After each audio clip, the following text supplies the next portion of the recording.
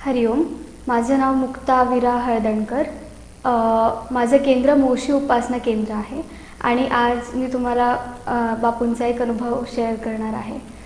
तर मी हॉस्टेलला राहते पुण्यामध्ये आणि शनिवार रविवार मग मी घरी येते, कारण शनिवारी मग मला उपासना पण अटेंड करता येते आणि रविवारी एक दिवस घरी राहता येतं.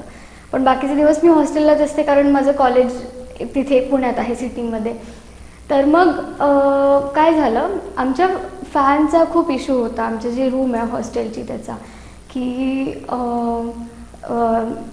समरमध्ये खूपच म्हणजे 1च्या स्पीडनी चालणारा, की आम्हाला खूपच त्याचा त्रास व्हायचा आणि विंटरमध्ये तो 5च्या स्पीडनी चालायचा. तर आम्ही खूप वेळा कंप्लेंट केलेली वॉर्डनला की प्रॉब्लेम होत आहेत वगैरे, आणि त्यांनी स्विच वगैरे पण चेंज केलेलं की प्रॉब्लेम नाही व्हायला पाहिजे ह्याच्या पुढे. तर तो नॉर्मल स्पीडनी चालत होता.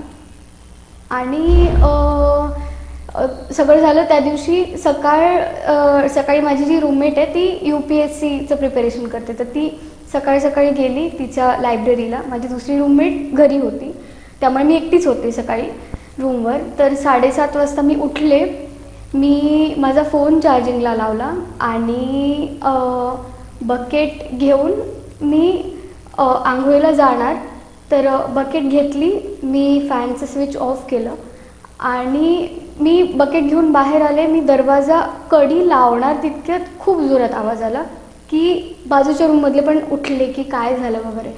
आणि आमच्या रूममध्ये असं मिरर आहे समोर, तर मला वाटलं की मिरर पडला आणि त्यामुळे आवाज वगैरे काय आला, काचा वगैरे फुटल्या असतील. तर मी उघडलं मिरर, माझं लक्ष पहिले तिथे गेला समोर. तर म्हटलं मिरर तर व्यवस्थित आहे, मग कशाचा इतका मोठा आवाज आला. आणि मी बघते की फॅन खाली आहे. एक हार्डली 30 सेकंदाचा फरक असेल की मी जस्ट बाहेर आले आणि तो फॅन खाली पडला. म्हणजे आणि खूप घाबरले सगळे लोक की तुला काही झालं का, नाही झालं. पण ते ना मला अशी इतकी भीती सॉर्ट ऑफ वाटलीच नाही, कारण मला माहीत होतं की मला कोणी वाचवलं आहे किंवा आपला बाप्पा आपल्यासाठी काय करतो ते म्हणजे क्लिअर होतं. त्यामुळे भीती तर नव्हती, पण इतकं माहीत होतं की हे जे काय झालं आहे त्याच्यातून मला बापूंनी बरोबर व्यवस्थित त्या क्षणी बाहेर काढले. की तू जरी मी त्या रूममध्ये असते आणि मी बघितलं असतं जरी फॅन खाली पडताना, तरी खूप भीती वाटली असती. पण त्यांनी मला ते दाखवलं पण नाही की दरवाजा ओढून घेतल्यानंतर ते सगळं झाला प्रकार. मी खूप अंबज्ञ आहे. त्यामुळे हरिओम श्रीराम अंबज्ञ.